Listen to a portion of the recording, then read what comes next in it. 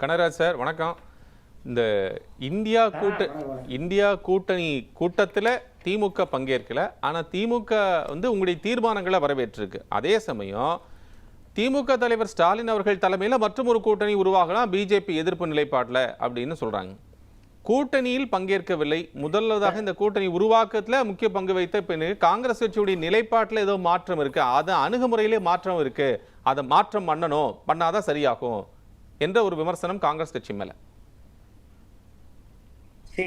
எங்களை பொறுத்தவரையிலும் இன்றைக்கு திமுக இந்தியா பிளாக் கூட்டணியில் இல்லை, இப்போது வரலும் இல்லை. அவர்கள் தனியாக ஒரு பாஜக எதிர்ப்பு கூட்டணி நாங்கள் அமைக்கிறோன்னு சொல்றது முதல்ல தமிழ்நாட்டிலே அவங்களால ஒரு மாற்று கூட்டணியை அமைக்க முடியாது. இனி வரும் காலங்களில் தமிழ்நாட்டில் ஜெயிச்சாதான் இந்தியாவில் நீங்கள் மாற்று கூட்டணிக்கு யோசிக்கலாம். இப்போ லோக்சபா இருக்கணும், லோக்சபாவில் வருகின்ற பாராளுமன்றத்தில் ஜெயிச்சு அதுக்கப்புறம் சொல்றது. என்னை பொறுத்தவரையிலும் முத்தமிழறிஞர் டாக்டர் கலைஞர் அவர்கள் சொன்னாங்க, ஒரு முறை அவரை கேள்வி கேட்டப்போ என் உயரம் எனக்கு தெரியும்னு சொன்னாங்க. தேசிய அளவில் நீங்க பாலிடிக்ஸுக்கு வர்றீங்களான்னு கேட்டப்போ, அதுபோல முன்னாள் முதலமைச்சர் திரு மு க ஸ்டாலின் அவர்களுக்கு நன்றாக தெரியும் அவர் உயரம் என்னன்னு. இப்போ பாஜகவிற்கு மாற்று ஒரு நாங்கள் கூட்டணி அமைப்போம் சொல்றது அது வேடிக்கையா இருக்கு, சாத்தியம் இல்லாதது. ஏன் சாத்தியம் இல்லாததுன்னா, இப்போ தமிழ்நாடை பொறுத்தவரையிலும் தாவேகா ஆட்சி வரக்கூடாது என்பதற்காக திடீரென்று தேர்தல் முடிந்த பிறகு அந்த முடிவுகள்லாம் வரப்பெற்ற பிறகு அதிமுகவுக்கு ஆதரவு அளித்து ஆட்சி கட்டில் ஏற வைக்கலாம், தாவேகா ஆட்சி வரக்கூடாது என்று ஒரு முயற்சி எடுத்தார்கள். அதற்கு சாட்சி சி.வி. சண்முகனுடைய ஸ்டேட்மெண்ட், அதற்கு சாட்சி 24 எம்எல்ஏக்கள் ஃப்ளோர் டெஸ்ட்ல போட்ட ஓட்டு. ஸோ என்னை பொறுத்தவரையிலும் நீங்க இப்ப பாஜகவிற்கு மாற்று திமுக என்ற நிலைப்பாட்டை இந்தியா முழுவதும் எடுக்க முடியுமா? இப்ப திமுக எத்தனை மாநிலத்தில் இருக்கு? இப்ப எங்க சிக்கல் வருதுன்னா கனகராஜ் சார், நீங்க இல்ல அத இந்த கேள்வியை சேர்த்து பதில் சொல்லிடுங்க. இல்ல திமுக வருது வரல, அதான் இல்ல அந்த கட்சியுடைய பிரதிநிதி பதில் சொல்லுங்க. அதான் சார், எப்படி பாஜகவிற்கு மாற்றாக முடியும்? ஆம் ஆத்மி பங்கேற்றதா? ஆம் ஆத்மி உங்க கூட்டணியில் பங்கேற்றதா? ஆம் ஆத்மி உங்க கூட்டணியில இந்த இந்தியா கூட்டணியில பங்கேற்றதா? பங்கேற்கல. சில பேர் இல்ல சார், ஆம் ஆத்மி உங்க கூட்டணியில பங்கேற்கல. ஆம் ஆத்மி தரப்புலையும் திமுக தரப்புலையும் பேனர் வைக்கப்பட்டு உங்களுக்கு எதிர்ப்பு தெரிவிக்கப்படுது.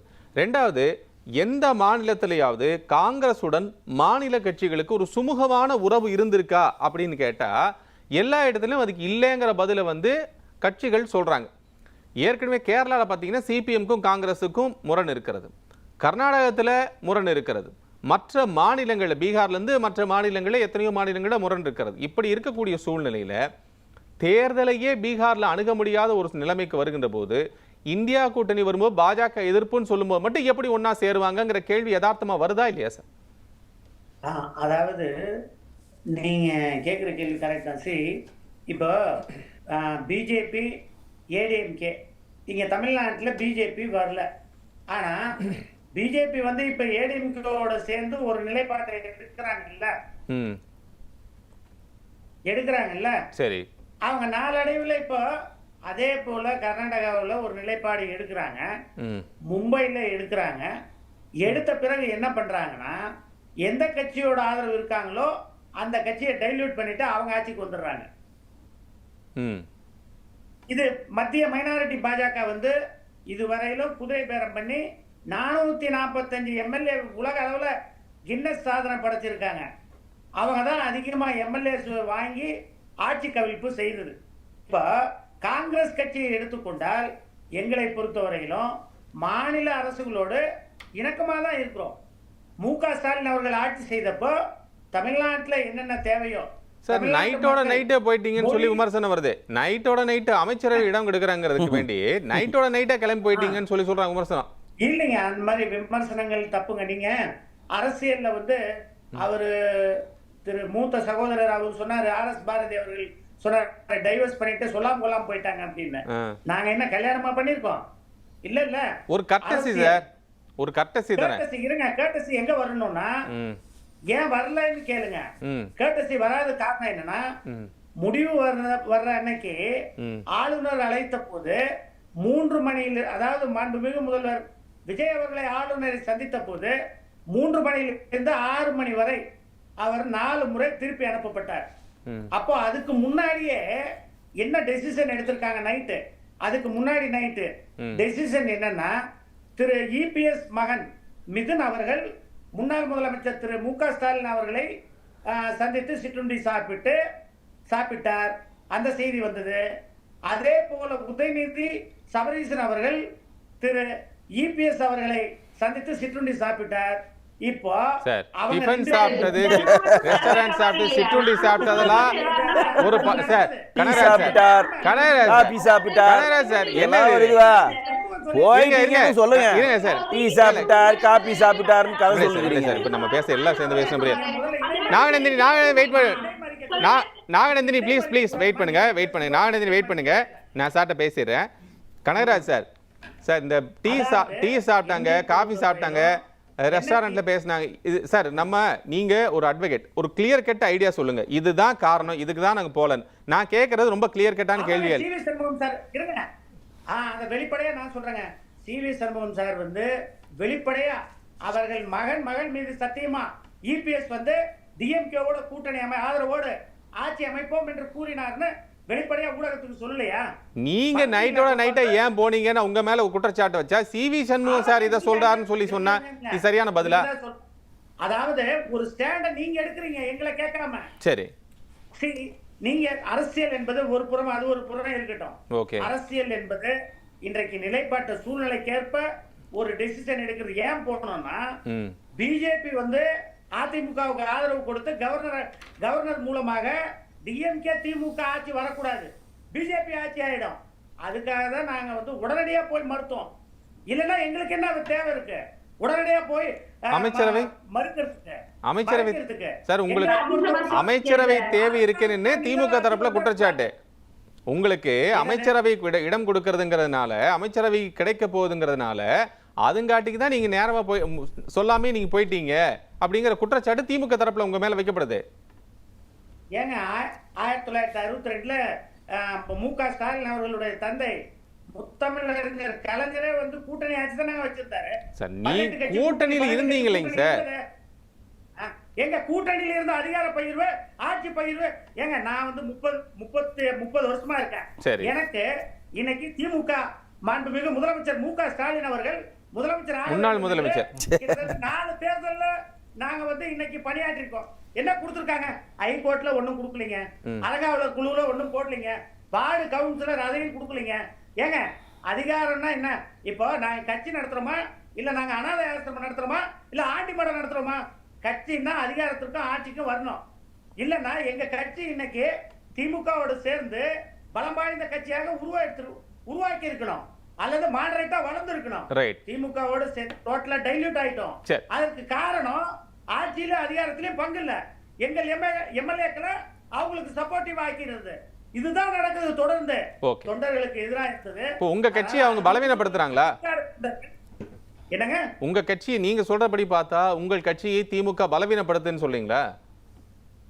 100% பலவீனப்படுத்தி இருக்காங்க. சரி, பேசிடுவோம் சார். நான் மீண்டும் உங்ககிட்ட வரேன். நான் நீங்க போயிட்டு நான் வரேன். அப்புறம் இன்னொன்னு சொன்னாங்க. வரேன். நம்ம பேசுவோம். ஒரே ஒரு பதில் தான்.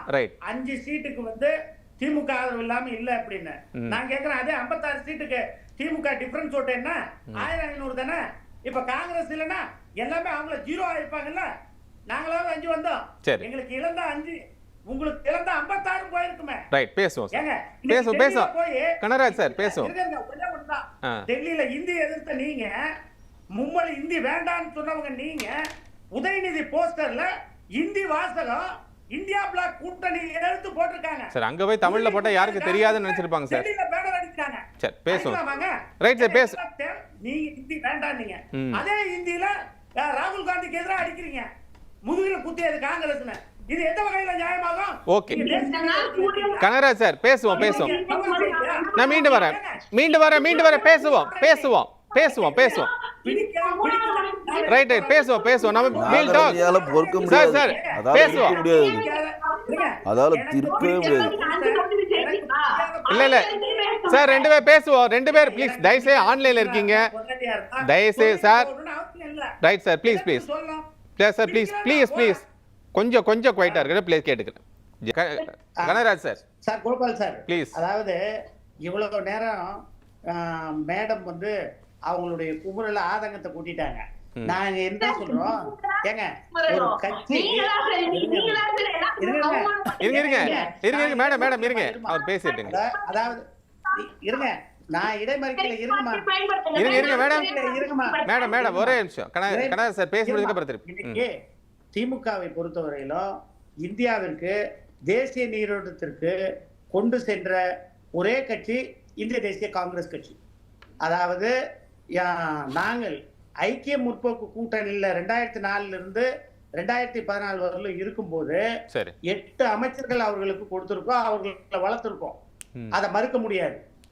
எங்களுடைய அமைச்சரவையில பொறுத்தவரையிலும் திறந்த மனதோடு கூட்டணி அமைச்சரவையில் வீல் சேர்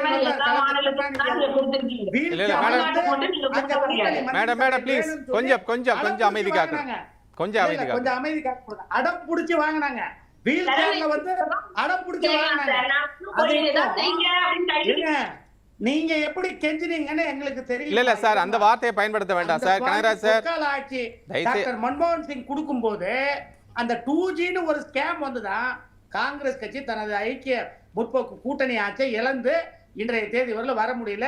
இதற்கு ஒத்த காரணம் திமுக தான். எங்க மாநிலத்திலயா 60 சார் திரு ராஜீவ் காந்தி அவர்களை கொன்றவர்களை நேரடியாக சென்று கட்டிப்பிடித்தார் முதல்வர். சார் கூட்டணி இல்லங்க சார் இருந்தீங்க. கூட்டணியில இருந்தோம். இருந்தப்பையும் கேட்டோம், இல்லாதப்பவும் நான் கேட்கிறேன். ஈடி ஏத்து கூட்டத்துக்கு வரல, போராட்டத்துக்கு வரல. 370 நாங்க வந்து பார்லிமெண்ட்ல ஒன்னா இருக்கணும்னு நாங்க குரல் கொடுத்தா அவங்க இருக்கிறதுல வெளிநடப்பு செய்யறது, தனியா அவங்கள ஒரு விப்ப கொடுத்துக்கிட்டு அவங்க தனியா நடக்கிறது. காங்கிரஸ் விப்பு கீழே அவங்க வரவே கிடையாது. காங்கிரஸ் சொன்னதை எதுவுமே அவங்க செஞ்சது. காங்கிரஸ் விப்பு கீழே அவங்க வர முடியாது சார். அவங்க எப்படி வர முடியும்? டிஎம்கே தனி பொலிட்டிக்கல் பார்ட்டி தானே சார். திமுக வந்து எதிர்ப்பு, அதாவது அவங்க தனி நிலைப்பாடு எடுக்கிறது. கூட்டத்துல ஒன்னா நின்று காப்பி குடிக்கும் போது பேசுறது, உடனே அங்க மாண்புமிகு மத்திய பாரத பிரதமர் மோடி அவர்களை பார்த்தா சல்யூட் அடிக்கிறது. அப்புறம் அவங்களை கூப்பிட்டு எல்லாம் பேசுறது. ஏங்க அவங்களோட திமுக என்பத கட்சி பாஜகவோடு வருகின்ற காலங்கள்ல கூட்டணி ஆட்சி அமைக்கும். அவங்களோட கூட்டணிக்கு போவாங்க. சார் ஒரே ஒரு கேள்விக்கு மட்டும் கனகராஜ் திரு கனகராஜ் இல்ல ஒரு கேள்விக்கு பதில் சொல்லிருங்க. நான் கேள்வி கேட்கிறேன். அதுக்கு ஒண்ணு சொல்லி முடிச்சிடுறேன். வருகின்ற காலங்கள்ல இப்ப என்ன தாவேகாவுக்கு இவங்க ஏன் இப்ப இவ்வளவு கத்துறாங்கன்னா, KN நேரு அவர்களும் செந்தில் பாலாஜி அவர்களும் முன்னாள் அமைச்சர்கள் சேகர் பாபு அவர்களும் துரைமுருகன் அவர்களும் கூடிய சீக்கிரம் ஊழல்ல அவர்கள் தண்டிக்கப்பட்டு சிறைக்கு செல்கின்ற காலம் உடனடியா வரும். அதுல உதயநிதி ஸ்டாலின் முதல் கொண்டு எல்லார் பேரையும் சொல்லுவாங்க. அன்னைக்கு தெரியும் திமுக எங்க இருக்குன்ற. திமுக பண்ண ஊழல்லாம் கொஞ்சம் நெஞ்சம் இல்ல. அத நான் சொல்றேன். இல்ல சார் இல்ல சார் எனக்கு புரியல. ஒரு வழக்கறிஞர் தலைமையில் right sir Kanagaraj sir right Kanagaraj sir please DMK என்ற கட்சி இருக்குமான்னு சகோதரி தான் சொல்லணும். ரைட் சார் ரைட் நிறைவு செய்வோம். ரைட் ப்ளீஸ் நிறைவு செய்வோம் சார். சார் ப்ளீஸ் கோஆபரேட் பண்ணுங்க சார், கோஆபரேட் பண்ணுங்க ப்ளீஸ். டைம் ஆயிடுச்சு, நம்ம நிறைவு செய்ய வேண்டிய தருணம். சரிங்க இவருங்க சார் பதில் கொஞ்சம் மியூட் பண்ணுங்க தயவுசெய்து ப்ளீஸ். ரெண்டு பேர்ட்டையும் ரெக்வஸ்ட் பண்றேன். தயவுசெய்து கொஞ்சம் கோஆபரேட் பண்ணுங்க. We are about to finish the show. Please.